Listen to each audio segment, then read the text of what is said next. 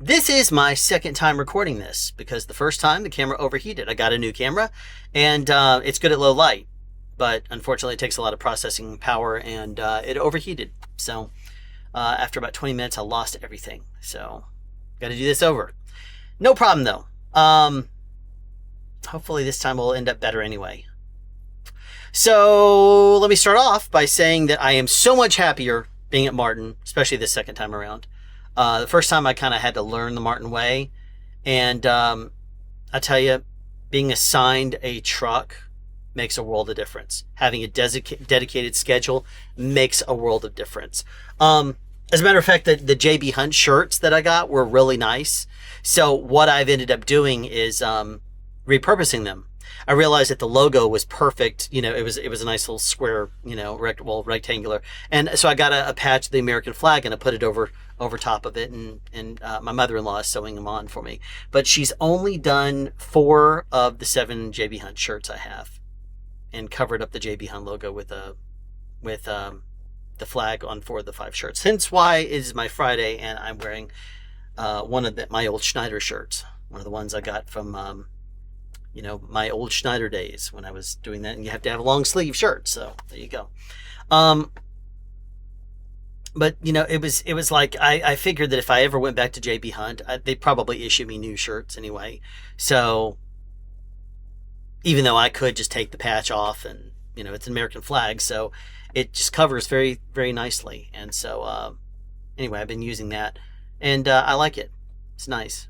Need to get the other shirts, patched up and sewn on. So anyway, I'll tell you, let me start off by saying that I mentioned in the last video that JB Hunt was sending out emails regarding feedback.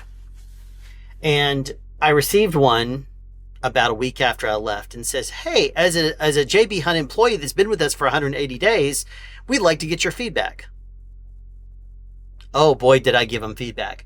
And I did it the anonymous way. So but you know, again, I know realistically that whoever I make some of my complaints to and frustrations to, they're not going to be able to do anything about it. It's more of a local thing probably. And even then their hands may be tied by JB Hunt. So I figured I would go ahead and be direct about my concerns, but not be harsh or mean, because I know that a lot of people like JB Hunt. And even in the comments of some of my JB Hunt videos, people have said, yeah, he's kind of a, you know, he kind of, what is the wording that they word? There's one guy who said, not prima donna. What was it? Makes a mountain out of a molehill.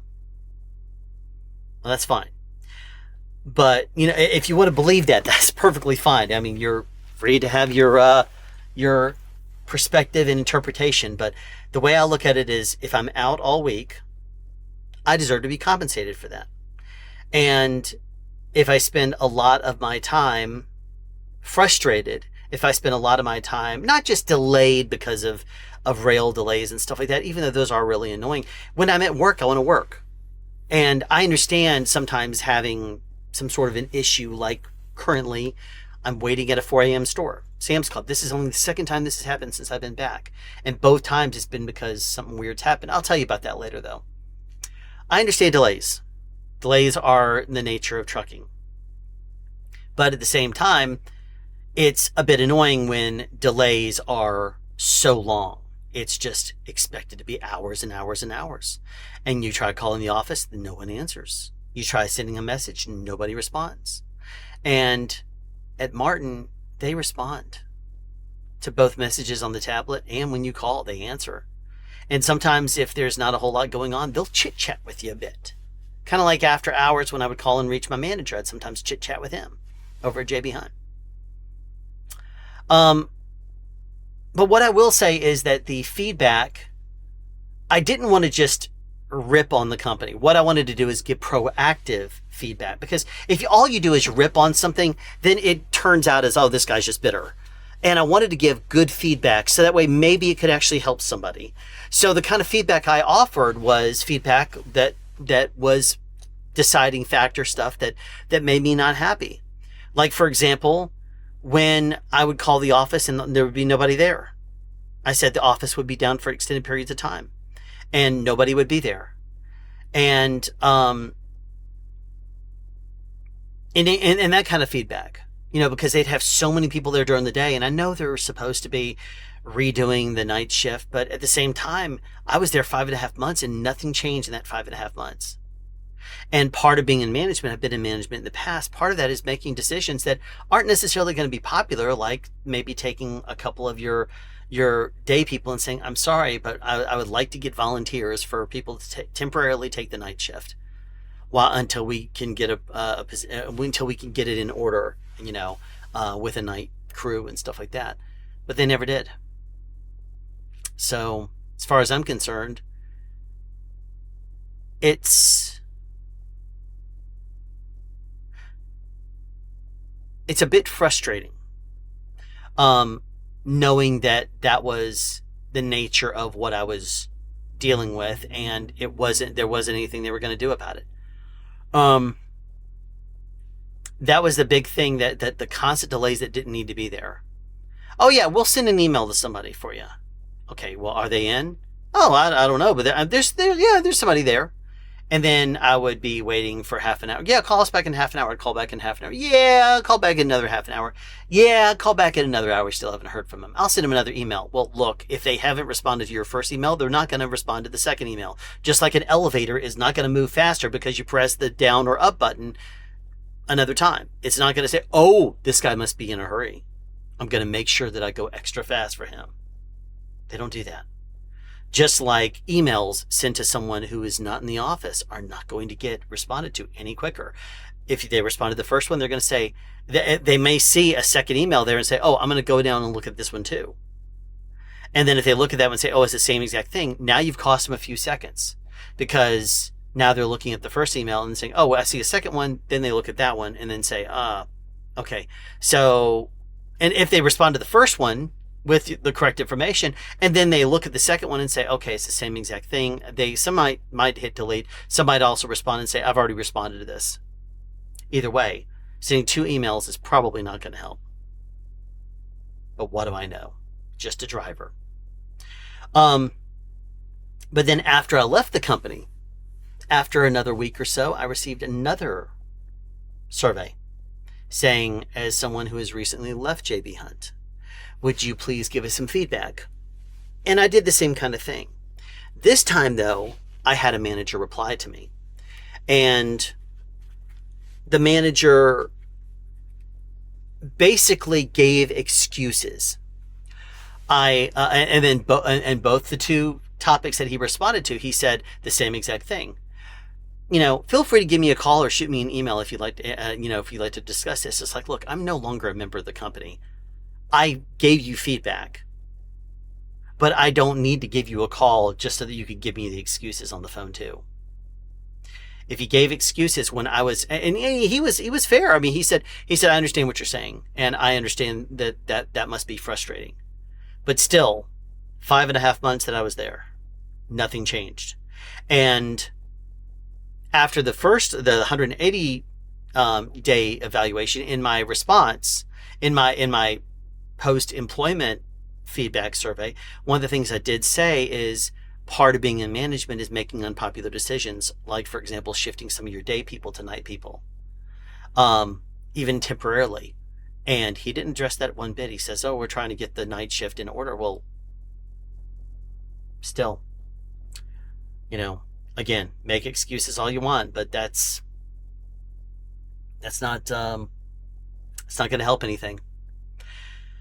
So I left JB Hunt. I started Marten on that Monday, and I'll tell you, training was pretty cool the second time around. The first time there were a lot of modules. I even had to do some of the modules at home, because they want you're experienced, they want you up to speed pretty quickly. So they're just like, let's go. You have 2 days, and then the third day is dedicated Walmart training.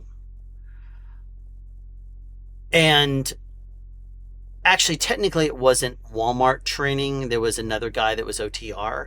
He joined us. And they still do Monday, Tuesday, and then Wednesday is split with Wednesday, Thursday, Friday class. So Wednesday is the overflow between the two. So some stuff is covered once on Wednesday. Some stuff is covered, twice in the week, Monday and Thursday, and then Tuesday and Friday. But it was pretty smooth sailing because I did not have to do all the same things I did before. I still had to do HR stuff. I did not have to do human trafficking and a lot of that kind of stuff because they know I've already done it, and that stuff doesn't change. Every company that you work for is going to put you the same stuff, same modules. Some of them even in the same video. Like the human trafficking one, I've seen that one multiple different times with Schneider, with Martin, and with JB Hunt.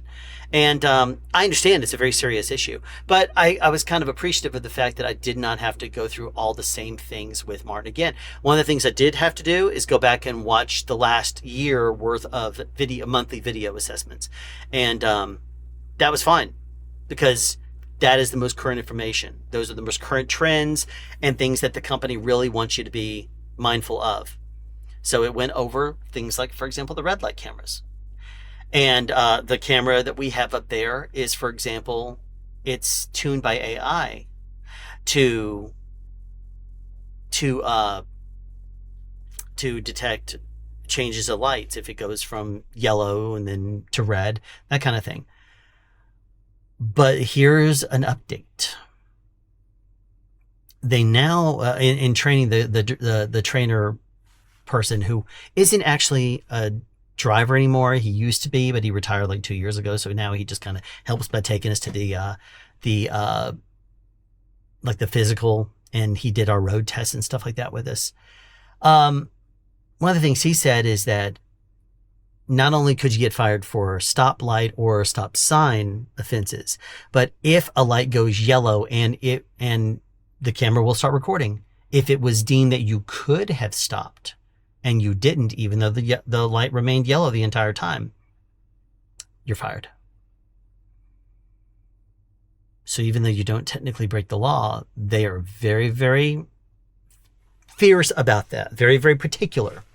And, I mean, it's their prerogative. It's their company. They're allowed to prioritize the thing they want to. So it's not like I could say they're crazy about this. No, I don't think so, because it's a very serious thing. And they even pointed out that most of their accidents are related to stop sign or traffic light violations or something pertaining to that.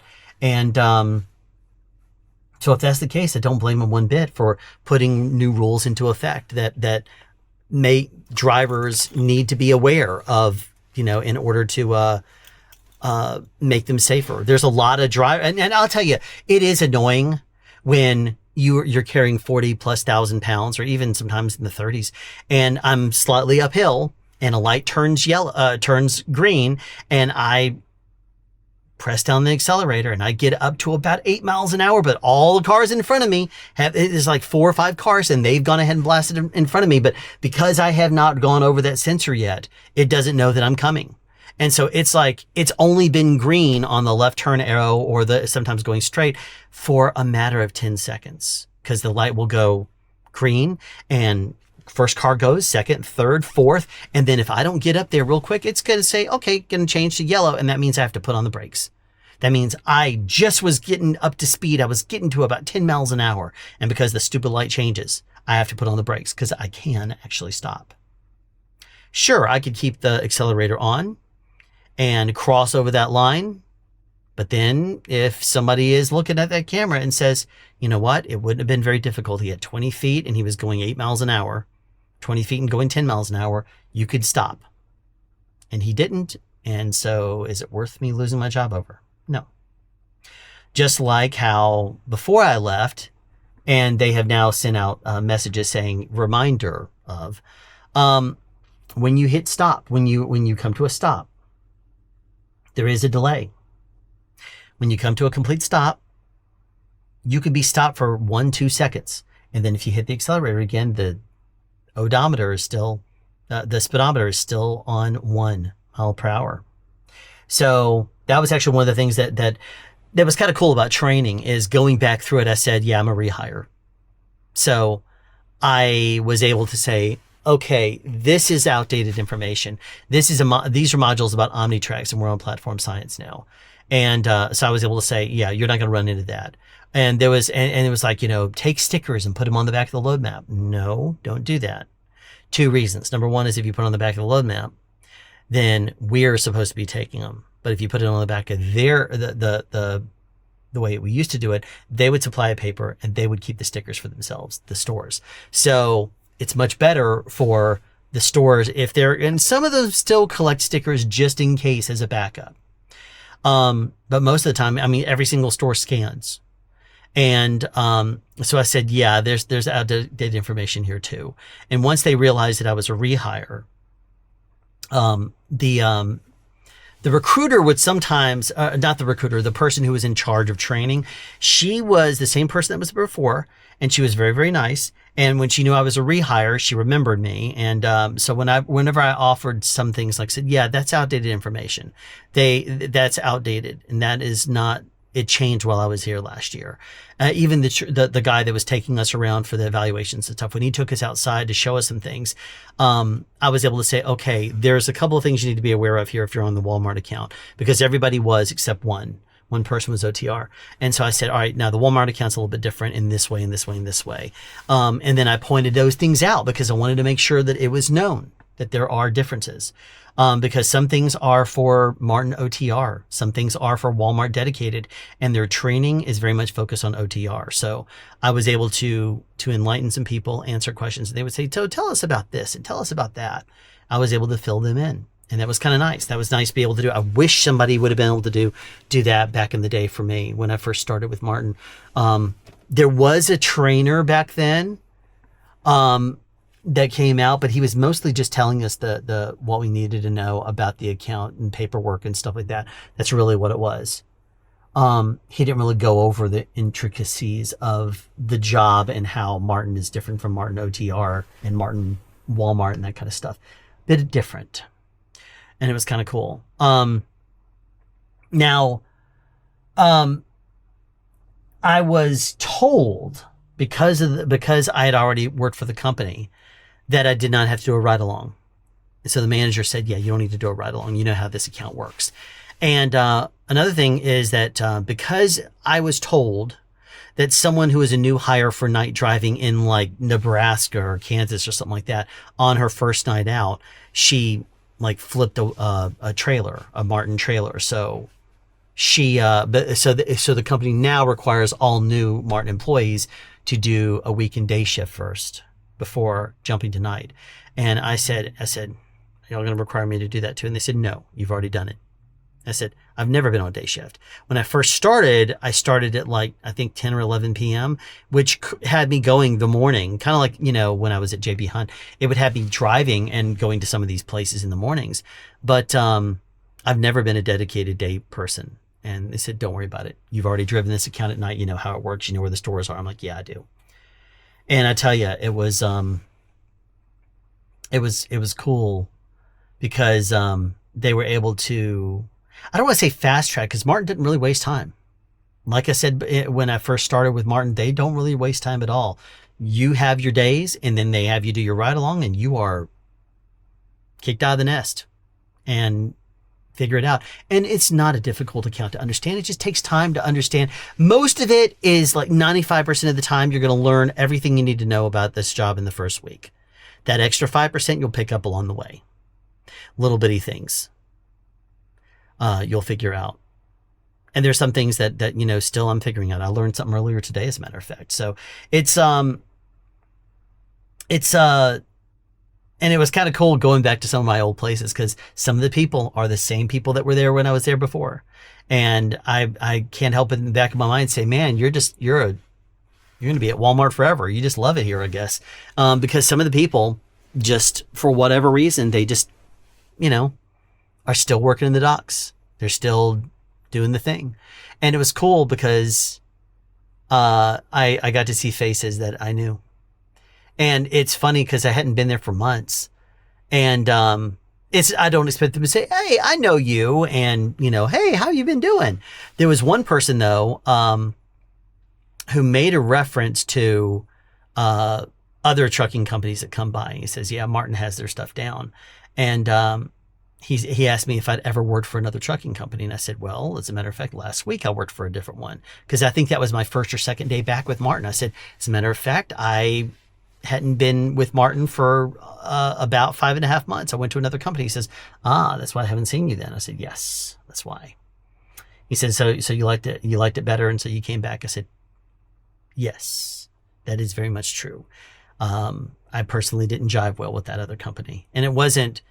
I don't think it's the company's fault. I don't think it's JB Hunt's fault at all. I think that every trucking job is good for some people. Some people require certain things. Some people are like OTR for life. I love OTR. They like to spend their entire life and their entire career over the road. That's not me. I have a lot of things I need to do outside of work, and it's a lot better for me to go home at night. So anyway, and so when I first went in to the office, I got there extra early. Normally I show up at least half an hour early and I do my pre-trip and that kind of stuff. But this time I showed up like an hour and a half early. And when I got there, everyone was like so happy to see me. They were like, I saw your name on the list. I knew you were coming back. And we were like, wait a minute, is this the same person? And we got all excited. So I was like, yeah, it's good. It's good to be back. And it was funny because one of the guys that worked on the night shift before, he is now a planner. And what was funny is he planned me. So first of all, I was issued a truck, and the manager was like, yeah, we got you a truck, so you can get it whenever you want. And I went by there and did a very thorough pre-trip and made sure that when I checked out the form, I took pictures of everything and got everything going. And she was like, it's not junky. And I'm like, well, that's nice. And it was in good shape. There was a couple of minor things with it, but one of those things that you get to know your truck, and over the course of time, you'll figure it out if it's an actual issue or if it's just part of its personality. And so anyway, I did the very thorough pre-trip, and I went inside, and this is technically 15 minutes before I'm supposed to start my shift. It was like 4:45. And I went in there and I said, all right, so I'm ready for my load. And they said, it's not ready yet. I'm like, what do you mean it's not ready yet? And they're like, they're still loading it. And I was like, are you kidding me? I said, they've known I'm starting at 5, and this is a noise ordinance run. Why would it not be ready yet? And so I instantly start getting I'm like, are you kidding me? Why would it not be ready? And stuff like that. And the planner dude just kind of looks at me and he says, man, it didn't take you very long. He says, you haven't even run a load yet and you're already bitter. I'm like, okay. Yeah, I guess so. A little jaded already. But it was funny because I was like, what? They're not ready. Anyway, though, it was just that night. And I don't know why. I think I was given one of the later, they expected me, I guess, to come in at my normal time and then go through the whole process of checking out my truck and doing all that kind of stuff. And so they gave me a little bit later of a run, a noise ordinance run. And so it wasn't quite yet ready with being loaded, but either way. So that was kind of funny. And then I went out on my first load and I fell right back into the old routine. The people that knew me from before know that I don't like to stop. So as soon as I would drop off my trailer, I'd finish my paper. I'd finish all the tablet stuff I was supposed to do. And then I'd press the buttons and do that. And then I would instantly go and pick up my next trailer, whatever that trailer happened to be. And I'd call on my way and say, hey, what's my trailer number? Is it ready? And if it's not ready, I'd say, okay, well, do you have anything else that's ready to go? And sometimes they can swap me. Sometimes they'd make me wait. Most of the time, though, they're able to swap me to something else. Like, yeah, we had a driver call out. So, and that actually happened a couple of times when I first started. They were still trying to figure me out in my schedule and stuff. I hadn't really fallen into the pattern. And so they said there was one time they're like, yeah, we don't have you a noise ordinance run. We don't have you a first load tonight. It's just going to be a second load. Well, I expect to run 2 loads a day unless it's a very long road run in order to get the load bonus. Because with Marten, if you do 8 loads in a week, you get $50 bonus. You do 9, you get a $100 bonus. You do 10, you get $200 bonus, and 11 or more, you get a $300 bonus. And I was not about to sacrifice one of the my short run just to get $100 less in a load bonus. So I'd make a lot less. I'd make, a couple $100 less. And so I said, you know what?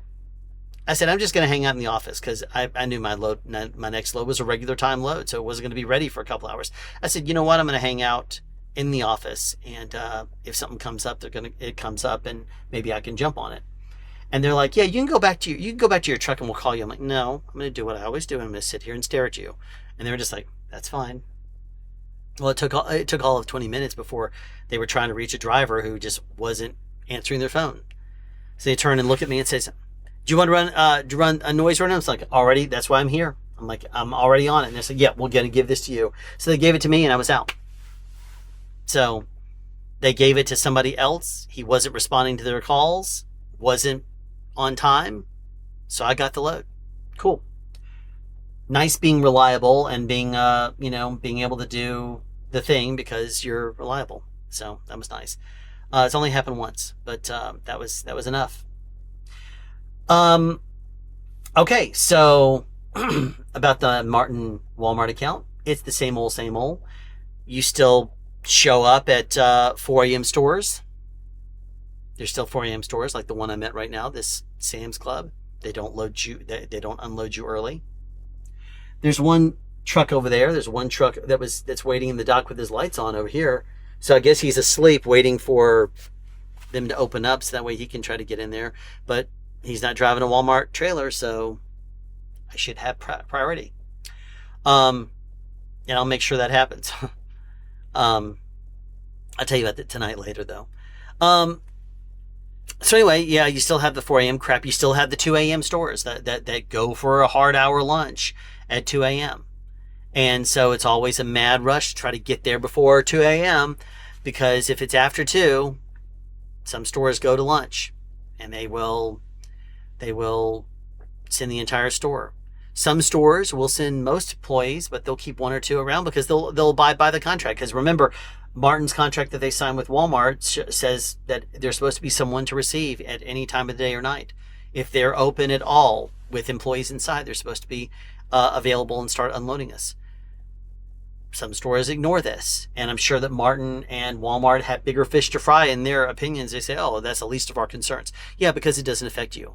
It affects thousands of drivers, or at least it affects hundreds of drivers thousands of times in a week. And it costs us, thousands of dollars. Because if, for example, you're waiting too long for a lunch break, you're waiting for a lunch break to finish, that can, if they say, yeah, we're about to go to lunch, and they don't want to unload you until after lunch, and then it takes them a few minutes to come back after lunch, then they start unloading you after they've gone to lunch when they're a little more sluggish. If they know they're about to go to lunch, they're usually on the ball. They're like, okay, let's knock them out before and then go to lunch. So they'll knock you out real fast. And they're a lot faster and more motivated. So you can get, as opposed to wasting an extra hour and a half there, which happens, more often than I would like to admit, and more often than really should happen. It does happen though. And so it ends up costing drivers a lot because that hour and a half does add up. It could be the difference between me having 4.5 hours left on my clock and 3 hours. So if they say, can you do a one stop someplace? I'm like, let me see. I can do a one stop. Yeah, it's how many miles away? 12 miles away. Okay, if I got there and I'm first in line, or I can, pull the priority card. It'll take them an hour to unload me, and so I can get there in half an hour. I can be in, but they don't even open for another hour. So it's 2 hours with an hour, including the hour, and then it could get back. So if they don't get me in there right at 4 and it's a little bit longer, that would cut into my other time. I probably do that. If you have 4.5 hours, if you have 3, you can't. You say, nope, don't have the hours. Unless you're Southeast Regional, in which case you can shut down there if you want to, but I'm home daily. Which is interesting because also in training, there was another employee that was also home daily. And he was also 5'2" with a assigned truck. So I wonder if Marten has started to assign trucks again. Or was he the other person that got the home daily position? Because when I called up, they said, I talked to the manager and she said, yeah, I have 2. You called it the perfect time. You could have one of these 2 shifts. And I told her and she said, yep, that's good. You got that one then. So I'm off Mondays and Tuesdays. I wonder if he was the one that was off Tuesdays and Wednesdays. I don't know. But anyway. But you still have the 2 a.m. crap that you sometimes deal with. You sometimes deal with some people, some stores going to break at midnight. That's only 15 minutes though. But for the most part, if you show up during that time, they're usually like, yeah, it's all right. I'll go ahead and get you going. So it's not that big of a deal. But anyway,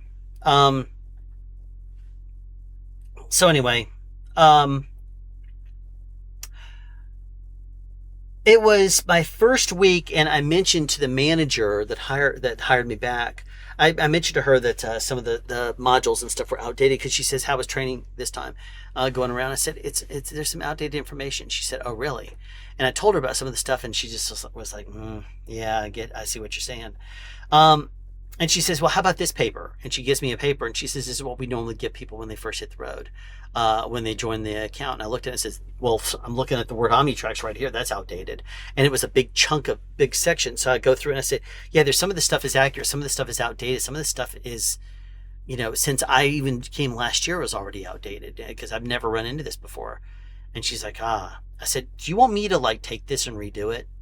And she said, "That'd be awesome." So I took the paperwork home that night when I was done and went through it all, made notes and stuff like that. I went through it all and I updated a bunch of information and basically the way the account runs.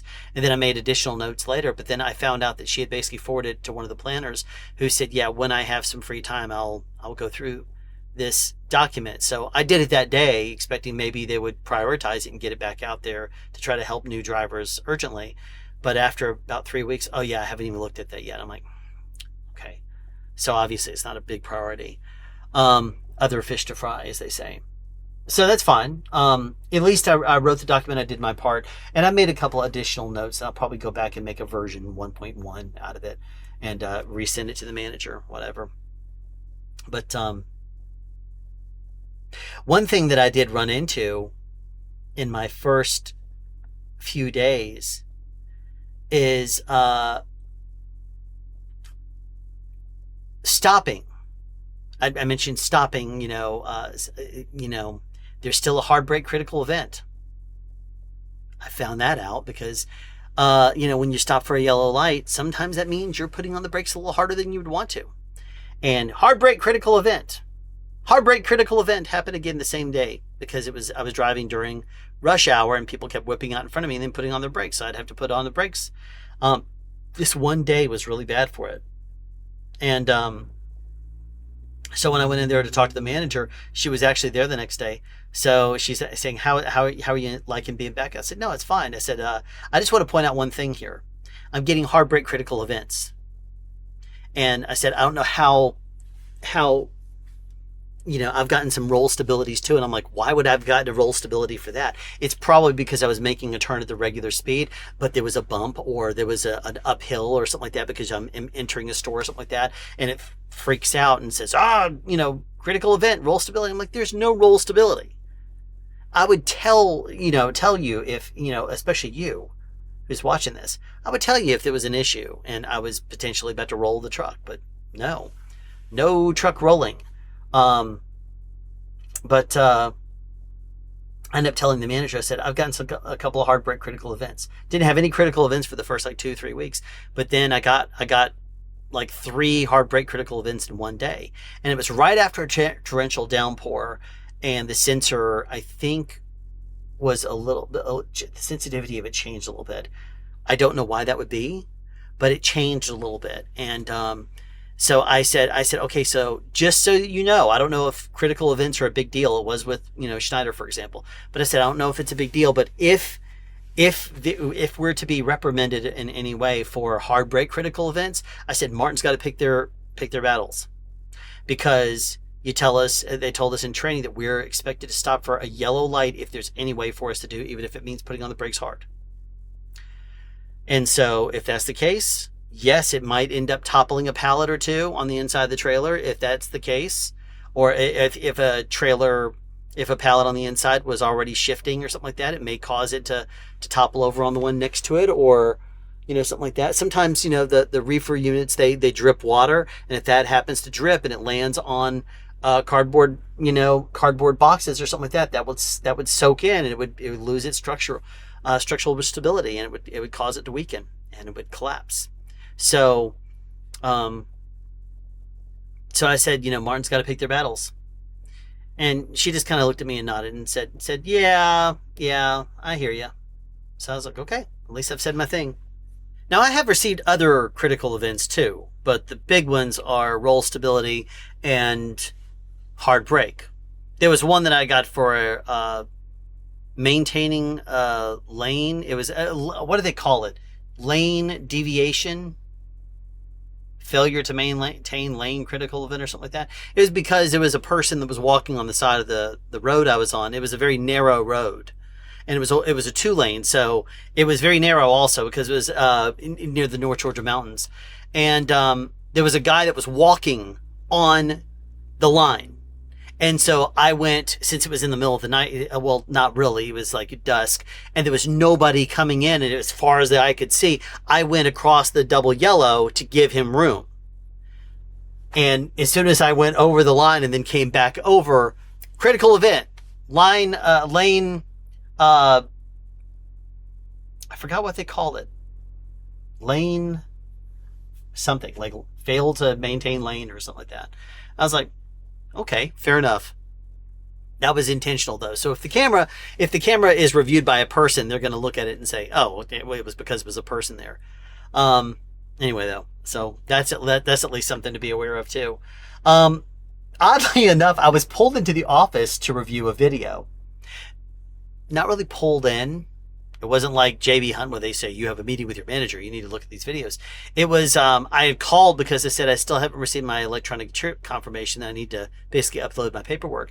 And so I called the office once I got back to my house and I said, I haven't received that. And they said, and I got a guy who said, okay, yeah. And then tomorrow we need to review a video. And I'm like, what do you mean to review a video? And they says, well, our system recorded a video of you and we need to go over it. I'm like, okay. I was like, and so instantly I'm thinking that's going to be on my mind until I've resolved this. I was like, do I need to come in now? He says, no, you're off now. We'll do it before you start. I'm like, okay. So the rest of that day and that night, I didn't sleep very well because I was thinking, what is this video that was so urgent? What is this video that was so urgent? Went in the next day and I said, okay, and you had a video to show me. And he just nodded and brought it up on his computer. He says, all right, come over here. And I'm watching it and I'm driving down the road. And I'm behind a car, and it's in rush hour on Highway 316, and I'm not like tailgating or anything like that. And the video ends. I'm like, okay, what am I missing here? So anyway, he rewinds it all the way to the beginning. His play again. He's watching it. And he's like, the company. He said, Martin wants you to be at least 6 seconds. Have 6 seconds of space behind the car in front of you, and you have a little bit less than that. And I'm like, yeah, okay. And then it got all the way to the very end because it was nearly that, but he gets all the way to the end. And he says, I don't know what it's. I said, look at the data, and he looks at the data. He says, I'm looking at it. There's nothing I see that I don't even know why the system would have recorded this video. I'm like, so did no one look at this and then they just send it to you? He says, I don't know what this is. Never, disregard. And I'm like, okay. So anyway, I didn't sleep very well, and I was thinking about the entire night because of a video of me driving down the road. Unacceptable. So anyway, I fell back into my old routine. It was fine. I mean, I pull up there, I drop off my trailer, I pick up another trailer, and then I pull into the fuel island. And as I hit the fuel thing, I run in real quick, drop off my paperwork, and they hand me the next paperwork, and I'm out. And so I'm literally in there for 5 seconds because I call them when I'm on my way. I'm like 15 minutes out, and I say, hey, I'll be there in about like 15 minutes. And so they have it ready for me. That's nice. I just basically had to, the biggest thing about is just making sure that they remember that I like noise ordinance runs, and then my second longer run. And the 4 a.m. stores are not really ultra compatible with noise ordinance because you have to start and you can't deliver before 6. So you normally start sometime in the 4 o'clock hour, even though I started technically at 5. I always come in early, so I start early and I try to get off the yard by like 5 if I can. Most noise ordinance stores are like an hour away. So I try to get off the yard in enough time to make it there right at 6. And obviously, I'm not going to get there before 6. I'll pull over and put on my 4-ways if I'm going to be arriving like 3 minutes early. But I gauge my time accordingly before I leave the yard. I'll sit there at the yard until I'm pretty confident that I'll be able to make it there. It'll be right after 6. But sometimes I've got there made better time because no traffic or something like that, and so I'll go ahead and pull over like within a mile down the road or whatever. So anyway, I basically just had to train the office again and let them know the kind of loads that I like and stuff like that, and they're totally fine. So that was kind of cool. But I say this. I mean, I'm much happier being back. I was assigned a new mentor, and I called him and I says, "Hey, you're probably not going to hear this. Is probably the only time we're ever going to talk, because I'm a rehire. So tell me what's changed in the past 6 months." And he told me basically, he says the only real thing is that we're scanning full time now. We're scanning at all stores. I'm like, oh, okay, that's good. So it's nothing that is like overly urgent. We were starting to scan the Sam's Clubs were scanning before I left. And the new system, the scanning system, is kind of cool because once you get all the way through, you scan all the stickers, and they hit submit on the load. It will say, "Oh, you're missing this pallet, and here's the inventory of what it is." So sometimes it will say, "Oh, it's flowers." So they'll know to go back and pull the flowers off and look at it and say, "Oh, they put a sticker at the very bottom." So for whatever reason, the sticker was not in a place that they could find it, so they will look around, and sometimes they won't actually have a sticker. Sometimes they'll say, "Oh, missing sticker." They'll click missing sticker, and then it's all good. So anyway, but that's really the only thing.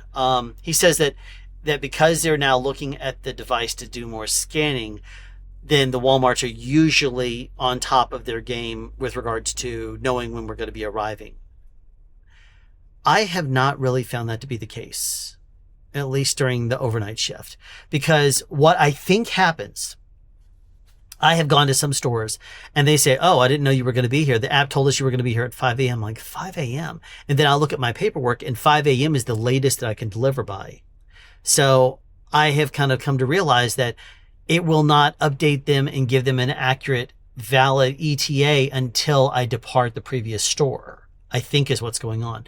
Because I've gone from like one noise ordinance store to another that's 3 miles down the road, and it's a 10, 12-minute drive. Because most of the time, those stores, many of the times, I should say, not most, it's just right down the road, and I will catch like all green lights or at least minimal stops. And it'll only take me a few minutes to get from one store to the next. And they're like, "Oh, I just looked at the app like half an hour ago, and it told me you were still arriving at like 5 a.m. And then I look at it now and it says you're here." I'm like, "That's weird." I'm like, "Yeah." So it showed me you were arriving like 6:42 or something like that. And they're like, "Yeah, it's so weird that it shows you arriving at 6:42. And I had looked at it like a few minutes ago and it still said 5 a.m. I'm like, So I don't know what that's about. But anyway, so aside from that, I mean, it's the one thing I will say, I guess, about the orientation is the physical was a little bit easier than I remember it being. I think before they said, "Here, take this crate that had 80 pounds of weight in it and walk back and forth, back and forth, back and forth 3 times, I think." This time it wasn't 80 pounds, it was 60 pounds, and I had to walk 5 times there and back. And then it was, I think, 60 pounds to lift up and put over my head. And then this time I think it was 50. But still, the crate is the biggest thing, because the crate has areas that if you try to hold it by the handles and stuff, it has a ridge on the inside. They need to take sandpaper to it or something like that because it cuts into your hands just a little bit. That's the only real thing I remember as being different. Oh, aside from the performance evaluation, the road test, they took me on a few miles before. This time it was like down the road, loop around, and then come back. I don't know if that was just me because I was a rehire or not, but also it was before it was a 45-degree back. This time it was backing up in a straight line. They said, "Pull forward until I tell you to stop." And then get out and look. Every time you stop and you change, and you're going to go from driving forward to backwards in that yard, they want you to get out and look. So even if it means do as many pull-ups as you want to, get out and look every single time. So it meant getting out, circling the vehicle, get back in, and then you can back up. And then it's like, oh, this isn't right. So you have to get out, you have to pull forward, then get out and look, then back up again. They're very, very strict about that. At least in the yard during that, he says, once you actually, are hired full time and you're out on the road, you can do whatever you want. He said that, if you don't want to get out and look, that's on you. But when you're in this yard, you're going to do it. You have to. And part of this orientation, you're going to do it because you will fail if you do not get out and look every time you put that truck in reverse. I'm like, fair enough. So, what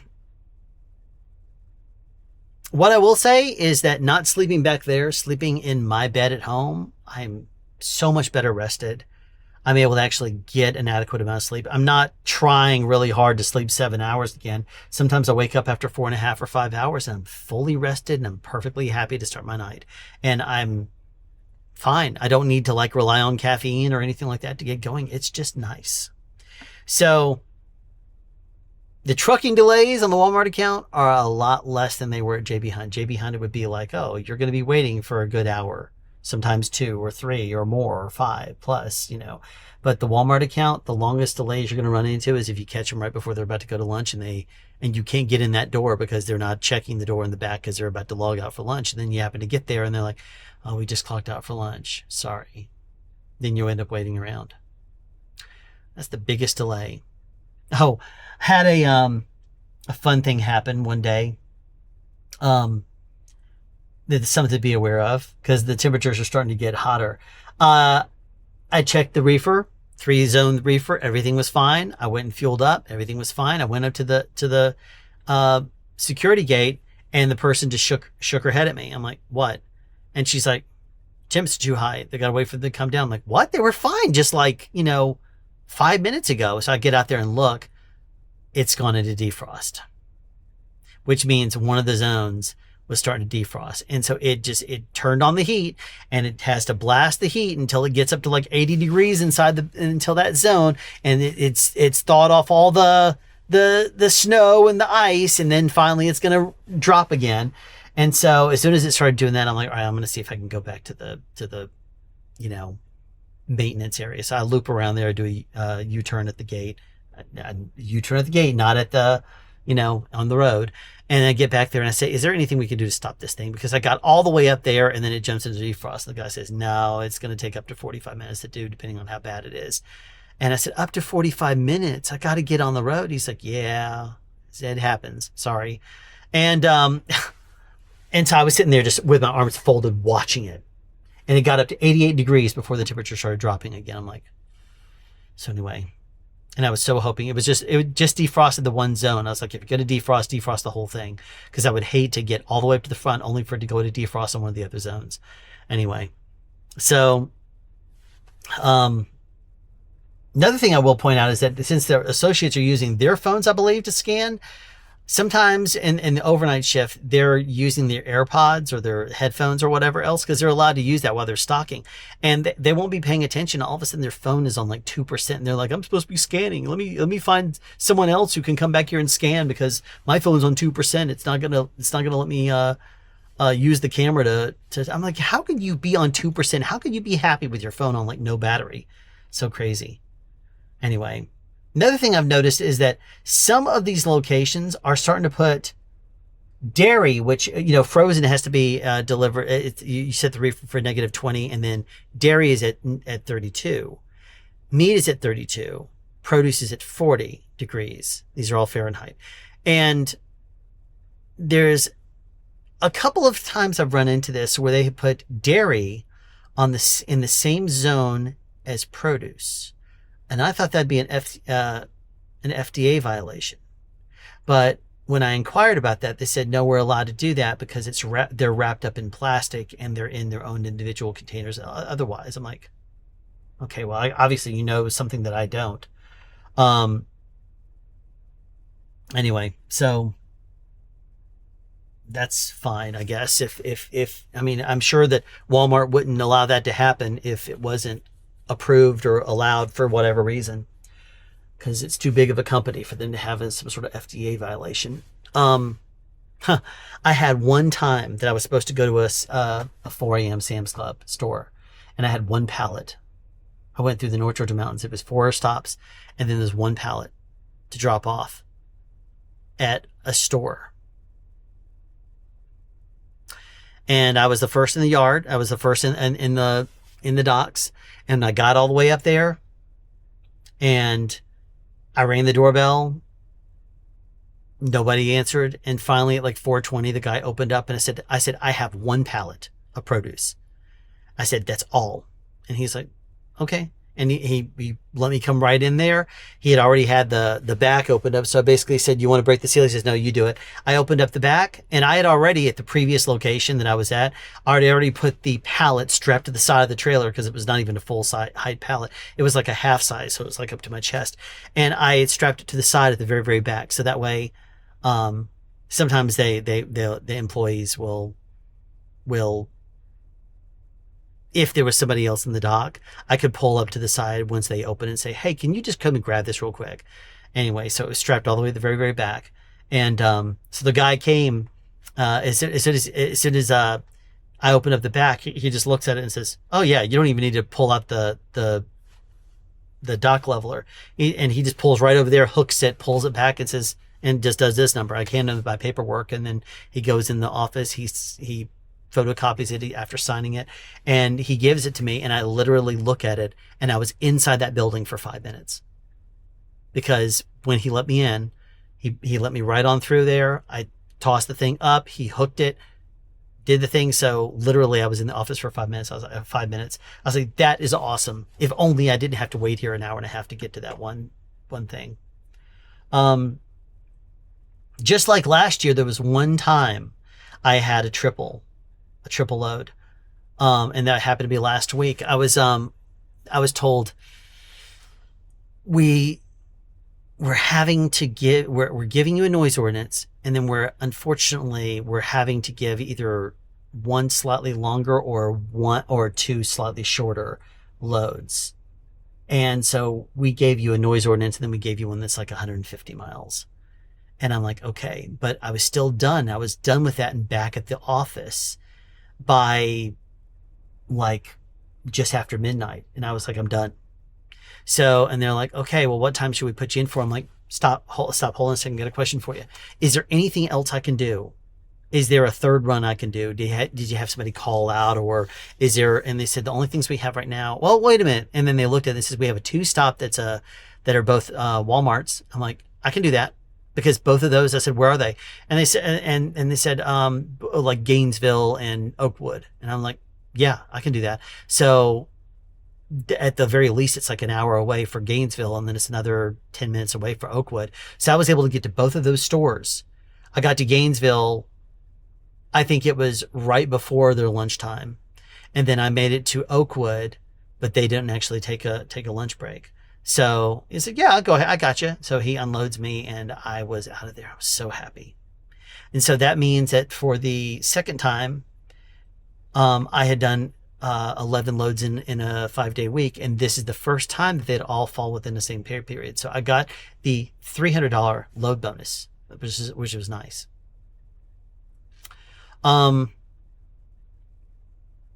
Tonight was kind of weird because I did my noise ordinance, and unfortunately, I guess Walmart fleet drivers have had they're short on loads or something like that, because they gave Martin a whole bunch of loads and then took back all the middle ones, all the open appointment times that I normally end up running. So when I got my noise ordinance and I looked and I said, wait a second, my second load has a Sam's on there. So I called up. I called the office because I said, I'm looking at the app and there's no load showing up. He says, yeah, you got you a noise ordinance and we got you another one. I'm like, cool. Can you send them to me? And he sends them to me, and I look at it and said, wait a second. I said, the second one is a Sam's Club 4 a.m. And he says, yeah, it is what it is. I'm like, can I talk to the planner? And I talked to him, and he says, dude, let me tell you. He says Walmart took back all my open appointment schedules. He says every one of the ones I have tonight have a 4 a.m. store on it. And I'm like, is there anything that would be better for me? Is there anything that involves like a long run out and then a 4 a.m. store that's around the corner or like 20 miles away? He's like, no. He says, I have two that I could give you that are longer than the one you already have. One of them is up to Knoxville, Tennessee. It's a 4am store in Knoxville, Tennessee. So after my noise ordinance, I could do a split, but then I might not even still with the split be able to make it back, because by the time I did the noise ordinance, got up to Knoxville, and then did the unload, even if I reset my 14-hour clock, I mean, I might be able to, but I probably wouldn't make it home same day because I would run out of my drive hours. But I might, I don't know. But that would be a good run. But if I ran out of hours, I would end up being there on my Saturday, and I'd have to drive home the rest of the way on my Saturday. And that's technically a Monday, and I have other things that I have to do that I need to accomplish. So I need my weekend. And the other one was out to Columbia, South Carolina, which was a 4am store in Columbia, South Carolina, and then it was going to be back. So that was weird. Which would be a little bit longer than this one, but this one here, I can easily do a split on and then potentially get back before I have to start my official day tomorrow, because, well, later today, because I do have things that, that involve my family. Last thing I'll say is that when I was with Schneider, they always said don't direct traffic. If you're in a truck, don't direct traffic. Because if you wave somebody past you or something like that and they end up getting in a crash, they could say, that truck driver, told me to do it. Here's the thing I will say to that. I understand that's a good practice. But there are some times you go places and the four-wheelers have no idea what in the world they're doing. And they will like going into the Walmart neighborhood market that's at 3059 Lawrenceville Highway. I go there quite a bit. In order to pull into the truck road, you can't go in the wrong way, because if you go in the wrong way, you're driving by their, like, the other stuff that the neighborhood market, shares space with in this little strip mall thing. And you go in the wrong way, you're going to have to pull back on the main road because there's not enough room to turn around. So you have to go on the non-truck road for about 150 feet and then turn left into the truck entrance. It's the only way to do it. So you have to turn onto a non-truck road for that far. But because it's a non-truck road, it's not cut out and wide enough for you to make a turn onto. So you have to stop at the light, and then you have to wait until the other light changes and for people to make their left turn. And then you have to, hopefully they're paying attention and realize that you have your turning indicator on, and they'll stop, because if not, you just start pushing up, and then they'll look in their mirror and start backing up. Hopefully it's not going to be multiple cars backing up, because, one car doesn't pay attention, everyone else goes behind them, and then they don't see the truck there. But I have come to realize that, especially getting in and out of that store, and there's a couple others, if you don't kind of direct, like there have been some times that I've been like, back up, because I've been literally sitting there waiting for these cars to clear. And then there's another car coming up here, and I'm waiting for, for them to clear. And then once they do, and I'm looking over there and that light turns yellow, then I'm like, okay, they can no longer make a turn. So after the car's clear and the other cars are driving up, I see the car and it just wants to push all the way up in there, and I slowly start creeping forward, and then they would pull right up into, like, in front of me, and I'm looking at him and I'm like, back up, get back, go back, because he's obviously not paying attention. And then trying to make a turn, I will look at some cars and I'll just be like, you go over there, because I'm like in the middle of starting a turn, and they'll go ahead and pull up there. Or there was one time that the cars in that turning lane had stopped back there, but then somebody in the non-turn lane decided he was going to turn left and pulled into my lane right in front of me. And I'm looking at him, and I point at him and I say, you go farther forward. I'm looking at him and I direct him farther forward, because otherwise he's going to sit there nose to nose with me and then look at me like I'm the problem. I'm like, how am I supposed to back up? And so I look at him and I point, and I do this number. Direct him to go forward another few feet, so that way I can clear him, because all he needs to do is go that way maybe 4 feet. So 4 feet technically over the line in the intersection, but at least I can get by him there and not hold up the rest of the line as soon as it turns green light turn again. So there are some of these four-wheelers that if you don't kind of direct them and let them know what you're trying to do, which is part of the Smith system, which is part of the SMART system. Martin doesn't have either one of those. But if you don't let them know what you're trying to do and what you need them to do, they won't know. They won't know how wide of a turn you're making. And they're just going to sit there staring at you as if like, well, what do you want me to do? So I can sometimes do this number, or, if this car is moving, I can direct him and I'm like, all right, push forward, you back up, do this number. And so I'll point, because they're looking at you. You're the bully. And, so big old truck, they're looking at you like, what are you going to do? You're the professional driver, man. You got to do what you got to do. And you should not hesitate for 1 second to direct them.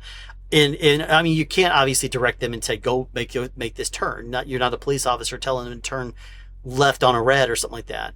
But if it means them making space for you and you communicating with them on how you need them to help you make space, you can direct them. You pull over here.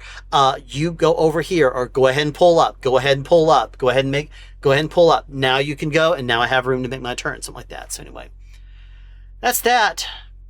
45 days in, I'm happy as a clam, loving Marten.